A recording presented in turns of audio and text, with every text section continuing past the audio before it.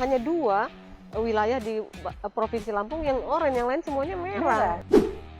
Untuk obat memang ini sangat langka, bahkan kita kehabisan, nggak ada stok.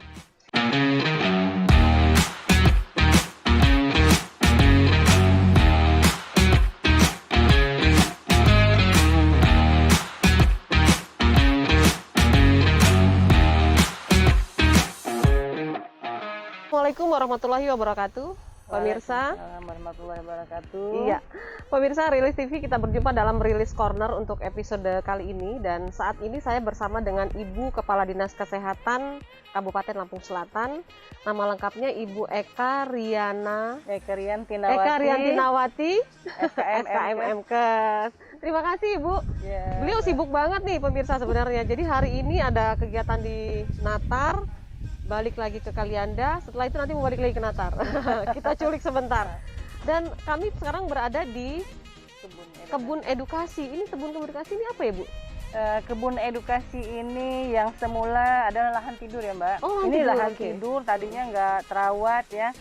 Dengan idenya Pak Bupati Kabupaten Lampung Selatan, Pak Haji Nanang Ermanto, ini dimanfaatkan, dibuka menjadi kebun edukasi. Harapannya ini bisa jadi pembelajaran anak-anak, karena di sana kita lihat nanti ada tempat permainan anak-anak TK ya.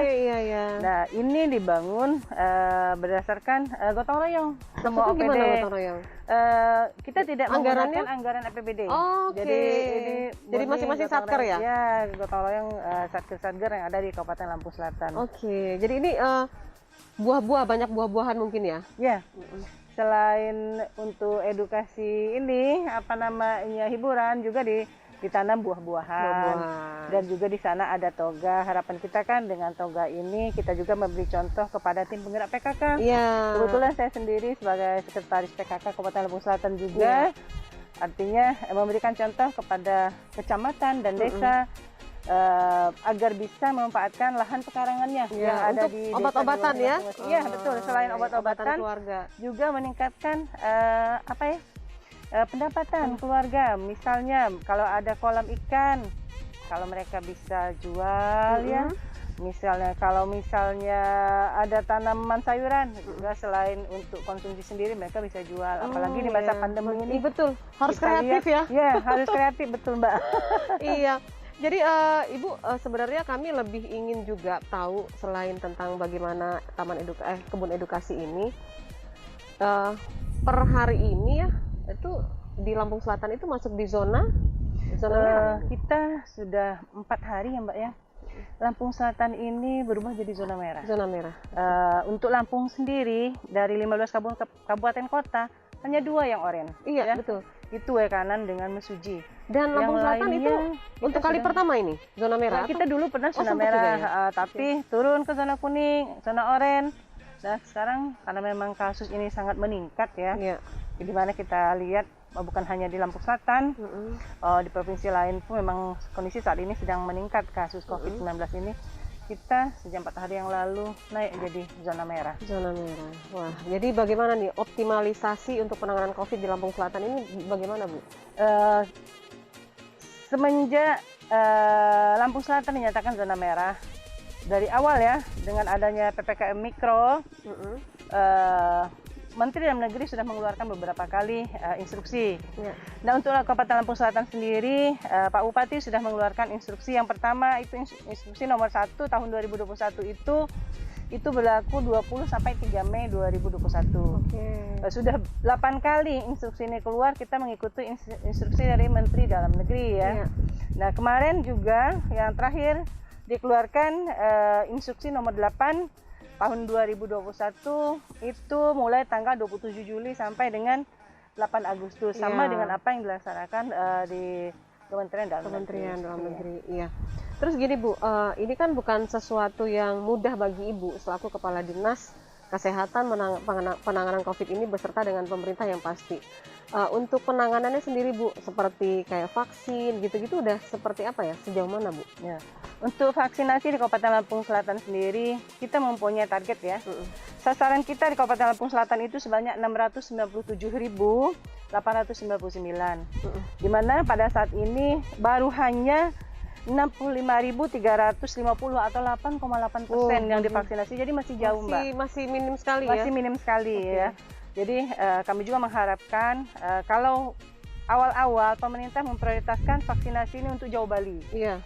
Tapi sekarang kalau kita lihat di informasi Jawa Bali itu sudah hampir terpenuhi semua. Jadi kemungkinan seperti apa diinginkan oleh pemerintah pusat, diharapkan herd immunity itu di bulan Desember itu sudah bisa ya.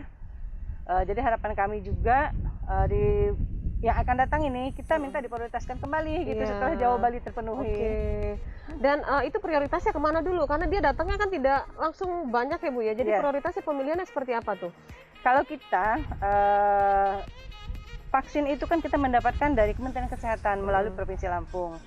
Setelah kita vaksin kita terima, kita sudah tahu sasaran target kita per puskesmas, ya, per kecamatan. Jadi vaksin kita terima, kita langsung salurkan ke puskesmas berdasarkan sasaran yang di puskesmas yang ada. Kalau dia wilayahnya banyak penduduknya, dia akan dapat lebih banyak juga vaksinnya gitu. Sejauh ini Bu, kalau boleh tahu berapa jumlah yang meninggal Bu karena COVID ini Bu, kalau datanya? Yang meninggal karena COVID ini sudah kurang lebih 170 orang. Banyak juga ya Bu ya? Banyak. Ya. Ini lebih tinggi dari target pemerintah itu 2,8%, kita sudah 4,6%. 2 kali lipat ya udah itu ya? Iya, kita 2 kali lipat angka kematian kita memang sangat tinggi. Terus yang sedang dalam masa perawatan? Sedang dalam masa perawatan sampai dengan hari ini sebanyak 923 orang. Yang sembuh sudah 2.259 orang. Berapa rumah sakit Bu di sini yang tempat-tempat untuk rumah sakit rujukan di Kabupaten Lampung Selatan itu ada Rumah Sakit Bob Bazar, Rumah Sakit Natar Medika dan Rumah Sakit Airan yang ada di dan itu semua penuh ya? Dan itu semua penuh ya? Kalau hari ini sudah agak mendingan Mbak, buat kita sudah agak turun. Kalau kemarin memang sempat penuh semua ya? Sampai ada yang di ruang UGD ya. Karena sekarang sudah ada penurunan yang masuk ke rumah sakit. Memang kalau kita lihat angka kesakitan konfirmasi memang meningkat. Tapi yang masuk ke rumah sakit untuk saat ini sudah agak mulai menurun juga nggak banyak. Jangan langsung bersenang hati gitu ya, karena ini masih perlu perjuangan lagi. Belum lagi yang isolasi mandiri. Kalau isolasi mandiri itu terdata nggak Bu jumlahnya? Terdata ya? Ya, semua yang dinyatakan reaktif oleh kawan-kawan di lapangan, terutama kawan-kawan puskesmas ya. Karena memang di puskesmas itu kita mempunyai tim tracing namanya ya. Tim tracing itu bukan hanya puskesmas, tapi waktu itu kita sudah melatih bidan desa, terus itu perawat desa yang ada di desa dan TNI Polri. Itu sudah kita latih waktu itu di Hotel Radisson ya, Bandar Lampung. Nah mereka inilah yang sehari-harinya melaksanakan tracing berdasarkan jumlah ketersediaan alat rapid antigen kita yang kita sebar ke seluruh puskesmas. Dan itu mencukupi nggak kira-kira Bu dengan kebutuhan masyarakat untuk alat rapid antigen itu? Insya Allah, artinya gini, kita memang sudah melaksanakan pengadaan ya yang untuk tahun ini. Karena kemarin memang sempat agak kekurangan. Kenapa? Karena kan semuanya butuh proses. Kadang-kadang pengadaan tuh nggak serta-merta sekarang ada. Jadi alhamdulillah kalau sekarang kita persediaan kita masih ada, masih cukup untuk bisa mengcover ya untuk masa tracing di beberapa bulan yang akan datang. Kalau boleh dihitung Bu ya, satu hari itu berapa peningkatannya, berapa persen Bu jumlah pasien atau konfirmasinya? Nah untuk saat ini memang agak tinggi Mbak. Hari ini per hari ini sebanyak 101. Kemarin 112. Kemarinnya lagi 119. Jadi memang di atas 100 sekarang dalam minggu-minggu ini. Deg-degan juga ya. Ya betul. Terus gini Bu, bagi mereka yang isolasi mandiri ya mungkin nggak terlalu mengkhawatirkan begitu ya. Tapi kan mereka yang punya badan tuh pasti kepikiran juga. Nah, untuk obat apakah diberikan subsidi dari pemerintah atau gimana tuh? Nah itu dia Mbak yang jadi masalah kita saat ini ya. Untuk ketersediaan obat, ini yang menjadi masalah kita Dinas Kesehatan. Itu juga tadi saya sampaikan, kebetulan tadi ada Komisi 4 ya, DPR RI yang datang. Kebetulan saya juga hadir, ada juga dari Direktur Pusri ya, terkait oksigen juga hadir. Kebetulan saya ikut juga tadi dipanggil, artinya dimintain apa sih masalahnya di Kabupaten Selatan ini. Untuk obat, memang ini sangat langka. Bahkan kita kehabisan, nggak ada stok. Kita sudah coba beberapa kali melalui rekanan yang memang biasa ya, PBF ya, PBF itu adalah pengadaan ya, obat. itu memang sejak 2 bulan yang lalu kita memang kesulitan. Tapi insya Allah dalam waktu dekat, kalau nggak salah minggu ketiga ini ada obat, hanya satu macam ya, oseltamivir kalau nggak salah itu akan datang di minggu ketiga bulan ini. Oke, artinya masih harus menunggu juga ya. Iya, Cuman bagi mereka yang isoman itu apa yang mereka bisa konsumsi gitu ya untuk mengganti obat yang belum ada itu? Ya. Sementara yang isoman ini artinya kan mereka yang isoman ini mereka yang memang bergejala ringan ya. Bergejala ringan ini artinya mereka cukup minum vitamin ya. Vitamin dan mungkin pantauan dari kawan-kawan yang ada di puskesmas wilayah masing-masing. Selama ini isoman tuh mereka pantau bagaimana kondisinya.